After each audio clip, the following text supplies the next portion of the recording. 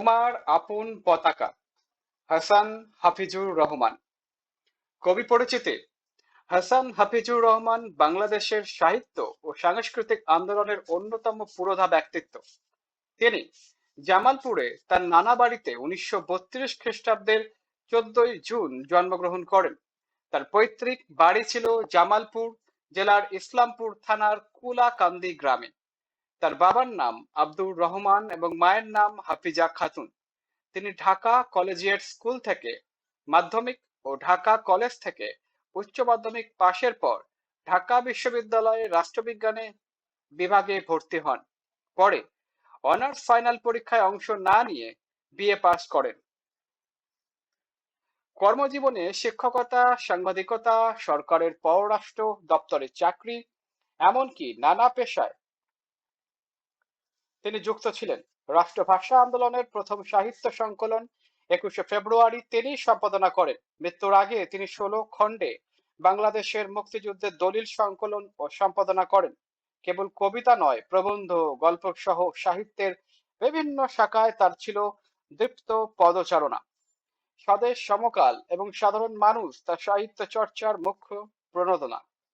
সাহিত্য ক্ষেত্রে অসামান্য অবদানের জন্য তিনি বাংলা একাডেমি পুরস্কার এবং মরণোত্তর 21শে পদক লাভ করেন। তার উল্লেখযোগ্য কাব্যগ্রন্থ হল বিমুখ প্রান্তর, আর্ত শব্দাবলী, অন্তিম স্বরের মতো, যখন উদ্যত সঙ্গীন, বজ্রে চেরা আধার আমার, শোকার্ত তরবারি প্রভৃতি। তিনি 1983 খ্রিস্টাব্দের 1 এপ্রিল মৃত্যুবরণ করেন। এবার মোছাবো মুখ তোমার আপন পতাকায়। হাজার বছরের বেদনা থেকে জন্ম নিল রক্তিম সূর্যের অধিকারী যে শ্যামকান্ত ফুল। নিঃশঙ্ক হাওয়ায় আজ ওড়ে, দুঃখ ভোলা নিয়া গান গায়। মোছাবো তোমার মুখ আজ সেই গাঢ় পতাকায়। ক্রূর পদাতিক যত যুগে যুগে উদ্ধত পায়ের দাগ রেখে গেছে কোমল পলির ত্বকে। বিভিন্ন মুখের কোটি অশ্বারোহী এসে খুঁড়ে খুঁড়ে ক্ষতময় করে গেছে সহনীয়া মাটি। লালসার লালামাখা ক্রোধে বন্দুক কামান কত, অসুর গর্জনে চিরেছে আকাশ পরিপাটি। বেদীর্ণ বুক নীলবর্ণ হয়ে গেছো তুমি, বাংলা বিদীর্ণ বুক নীলবর্ণ হয়ে গেছো তুমি, বাংলা ভূমি। নত হয়ে গেছে মুখ ক্ষোভে ও লজ্জায়। এবার মোছাবো সেই মুখ শোকাক্রান্ত তোমার আপন পতাকায়। কে আসে সঙ্গে দেখো, দেখো চেয়ে আজ, কারখানার রাজা, লাঙলের নাবিক, উত্তাল ঢেউয়ের শাসক, উদ্যত বৈঠা হাতে মাল্লা দল এবং কামার কুমোর তাঁতি। এরা তো সবাই সেই মেহনতের প্রভু, আনুগত্যে শানিত রক্তে ঢল হয়ে যায় বয়ে তোমার শিরাময় সারা পথে পথে। দুহাতে সরায় দ্রুত শহরের জটিল পঙ্কিল, মধ্যবিত্ত অনর অবিল। একে একে সকলকে নামায় মিছিলে, ডাকে আপামর ভাই বোন, একসাথে মিলে নিশ্ছিদ্র বিশাল শিলাধীর পাহাড় বানায়। সেই কোটি হাত এক হাত হয়ে মোছাবে তোমার মুখ তোমার আপন পতাকায়। সমস্ত শূন্যতায় আজ বিশুদ্ধ বাতাস বয়ে যায়, আকাশ চাঁদোয়া জলে রাহু মুক্ত ঘর নীলিমায়। অকুলুস বাংলা ভূমি হয়ে ওঠো রাতারাতি আদি গন্ত তীর্থভূমি। অন্তহীন মিছিলের দেশ, সারি সারি মানুষের আকারে হলে মূর্তিময়ী। সমস্ত স্বদেশ আজ রাঙা রাজপথে দিবালোক হয়ে ফোটে প্রাঞ্জল বিপ্লব। 7 কোটি মুখ হাসে মৃত্যু রঙিন তীর হাতে নিয়ে, ফেনীবদ্ধ এই ভিড়ে সকলেই সবার আগে। একবার শত্রুকে শেষ দেখা দেখে নিতে চায়, দুঃসাহস চমকায় বরাভয় হিল্লোলিত তোমার আপন পতাকায়। তুমি আছো কাজল দিঘির পাড়ে কোকিলের মধুক্ষরা স্বরে, হরিৎ স্বপ্নে ফুলে ওঠা প্রান্তরের উর্বর আদরে। সিংহ প্রাণ গিরিবর্তে এবং বঙ্গোপসাগর নামক আকুল ওই অস্থিরতার তুমুল গভীরে। আছো দিন রাত্রি অগ্নিমুখ অশনির অশেষ অধীরে। তুমি আজও আজও ছিলে চিরকাল বিশ্বের সেরা সুন্দরী বলে লুটেছ প্রবাদের খ্যাতি। যদিও রত্ন খচা তোমার সৌন্দর্য সেই অবিরত তোমারই হয়েছে কাল। তোমাকে মুঠোতে ভরে আনন্দের ঝুমঝুমি বাজাতে এসেছে যারা, সুকালের ভোজসভার ক্ষুধার্ত অতিথি। রক্ত নিয়ে মুখে ধিক্কারে ধিক্কারে পলাতক তারা, আবহমান বাংলার বর্বরতম দখলদারও দেখো আজ কুৎসিততম আধারে নির্ঘাত হবে লীন। তুমি ছিলে অমলিন, আজও আছো অমলিন। শতকোটি লাঞ্ছনার তিক্ত দাগ সারা দেহে সয়ে আজও তুমি মাতা, শুচিশুদ্ধ মাতা, 7 কোটি সংসপ্তক সন্তানের অকাতর তুমি মাতা। প্রেম অবারিত হবে বিজয়ের ধারা জলে রৌদ্র জোছনায়। শত শতাব্দীর অবগুণ্ঠিত আশা পূর্ণ করে মোছাবো তোমায় মুখ তোমারই আপন পতাকায়। শব্দার্থ ও টিকা। রক্তিম সূর্যের অধিকার, শ্যামকান্ত ফুল। কবি এখানে আমাদের পতাকার সবুজ শ্যামল জমিনে ঘেরা লাল অংশকে বোঝাতে চেয়েছেন। পদাতিক, স্থলযুদ্ধে অংশগ্রহণকারী সৈন্য। অসুর, ভয়ঙ্কর বিপজ্জনক শত্রু বোঝাতে ব্যবহৃত হয়েছে। বেদীর্ণ বুক, নীল বর্ণ হয়ে গেছো তুমি। কষ্টের রঙকে নীল বলে সাধারণ অভিহিত করা হয়।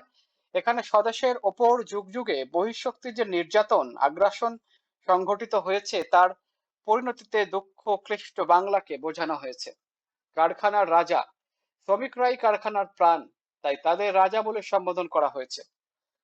লাঙলের নাবিক, সমুদ্রপথে নাবিক যেমন জলের বুক কেটে নতুন পথ আবিষ্কারে ব্রতী হয়, তেমনি বাংলার কৃষকও লাঙলের ফলা দিয়ে মাটি চিরে সমৃদ্ধ ফসল ভরা আগামী দিনের পথ তৈরিতে সচেষ্ট হয়। এরা তো সবাই সেই মেহনতের প্রভু। দেশের শ্রমজীবী মানুষকে বোঝানো হয়েছে। আমাদের সমাজে মেহনতি মানুষ তাদের প্রাপ্য সম্মান পায় না, অনেক সময় তাদেরকে অন্যের দাসত্ব করতে হয়, কিন্তু কবি এখানে খেটে খাওয়া মানুষের শ্রমের উপর তাদেরই নিয়ন্ত্রণ প্রতিষ্ঠার প্রত্যাশা করেছেন। আনুগত্যে শানিত রক্তে ঢল হয়ে যায় বয়ে তোমার শিরাময় সারা পথে পথে। নদীমাতৃক বাংলাদেশের নদীর জলকে শ্রমিকের শ্রমের সঙ্গে মিলিয়ে দেখা হয়েছে। দুহাতে সরায় দ্রুত শহরের জটিল পঙ্কিল। মেহনতি মানুষের কথা বলতে গিয়ে কবি এখানে শহরের পরিচ্ছন্নতা কর্মীদের কথা স্মরণ করেছেন। মধ্যবিত্ত অনড় অবিল একে একে সকলকে নামায় মিছিলে।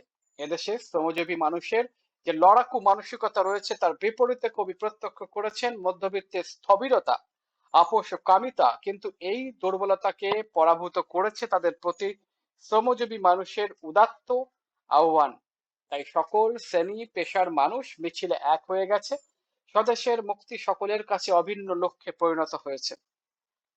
আপামর, পামর তথা নিচ পাপিষ্ঠ ব্যক্তি সহ সকলে, অর্থাৎ কাউকেই বাদ না দিয়ে। চাঁদোয়া, কাপড়ের তৈরি চিত্র বিচিত্র ছাউনি, শামিয়ানা।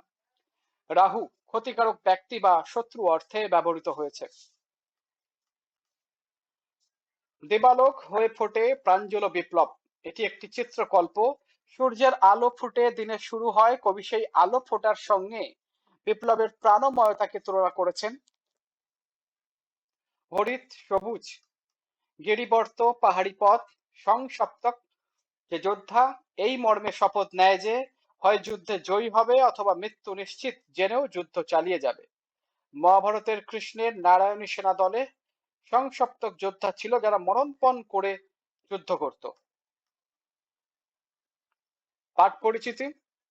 তোমার আপন পতাকা কবিতাটি হাসান হাফিজুর রহমানের যখন উদ্যত সঙ্গীন শীর্ষক কাব্যগ্রন্থ থেকে সংকলন করা হয়েছে, আন্দোলন সংগ্রামের ভেতর দিয়ে হাজার বছরের যন্ত্রণা ঘুচিয়ে বাংলাদেশের উজ্জ্বল অভ্যুদয়কে কবি দ্যোতিত করেছেন এই কবিতায়। স্বাধীন দেশের একান্ত আপন যে স্বাধীন পতাকা, তা দিয়েই হাজার বছর ধরে পরিশ্রান্ত বঙ্গ জননীর সকল ক্লান্তি মুছিয়ে দেওয়ার আকাঙ্ক্ষা ব্যক্ত হয়েছে তার কণ্ঠে। ইতিহাস সচেতন কবি অনুভব করেন কিভাবে দীর্ঘকাল ধরে বাংলা অঞ্চল বারবার আক্রান্ত হয়েছে শত্রু সেনার অস্ত্রের ঝনঝনানি, আর তাদের দম্ভপূর্ণ পদভারে বেদনা নীল হয়েছে এদেশের মাটি, প্রকৃতি এবং প্রাকৃত জীবন। কিন্তু এও সত্য যে শত্রুর হুঙ্কার কখনোই এদেশে চিরস্থায়ী আধিপত্য প্রতিষ্ঠা করতে সক্ষম হয়নি। কেননা এদেশের শ্রমিক, কৃষক, জেলে, তাঁতি, কামার, কুমার, মাঝি প্রমুখ সাধারণ মানুষ তাদের বুকে রক্ত ঢেলে সজীব করে রেখেছে এই মাটির প্রাণ স্পন্দনকে।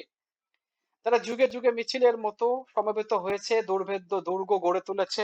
কোটি হাত এক হয়ে গিয়ে সেই হাতে বাংলা মায়ের মুখের সবটুকু শ্রান্তি মুছে দিতে চেয়েছে।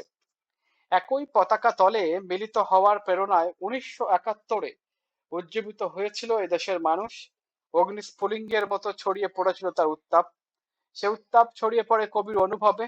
কবি চৈতন্যে ভিড় করে মিছিল, লড়াই, রক্তে রাঙা রাজপথ আর শত্রুকে রুখে দেওয়ার দুরন্ত সাহসে ভরা দীপ্ত মানুষের মুখ। সেই সংগ্রামকে তিনি প্রতিবিম্বিত হতে দেখেন লাল সবুজের পতাকায়। সংগ্রামী অনুভবের পাশাপাশি কবির অনুভবে ধরা পড়ে আবহমান বাংলার অনিন্দ্য সুন্দর রূপ। বাংলার কাজল দিঘি, কোকিলের গান, সবুজ ফসল ভরা মাঠ, পাহাড়ি পথ কিংবা উচ্ছ্বসিত সমুদ্র, বহু বৈচিত্র্যের সমন্বয়ে যে স্বদেশ, তাকে কবি প্রতিকায়িত করে তুলেছেন স্বাধীন দেশের আপন পতাকায়। এই তিলোত্তমা স্বদেশের অমিত সৌন্দর্যই শত্রুপক্ষকে এদেশ আক্রমণে প্রলুব্ধ করেছে। এদেশের সাহসী জনগোষ্ঠীর প্রতিরোধের মুখে শত্রুরা পালাতে বাধ্য হয়েছে, মুক্ত হয়েছে স্বদেশ। নতুন আশায়, নতুন দিনের স্বপ্নে বিভোর হয়েছেন কবি। তার একান্ত প্রত্যয়, অনেক রক্তের বিনিময়ে পাওয়া পতাকার মধুর স্পর্শে দূর হয়ে যাবে দেশমাতৃকার সকল বেদনা। কবিতাটিতে হাসান হাফিজুর রহমান দেশ আর কাঁধে কাঁধ মেলানো অজস্র মানুষকে একই পতাকার বন্ধনে বাঁধতে চেয়েছেন। আর তাই পতাকা শব্দ বন্ধটি এই কবিতায় ঐক্য ও প্রত্যাশা পূরণের প্রতীক।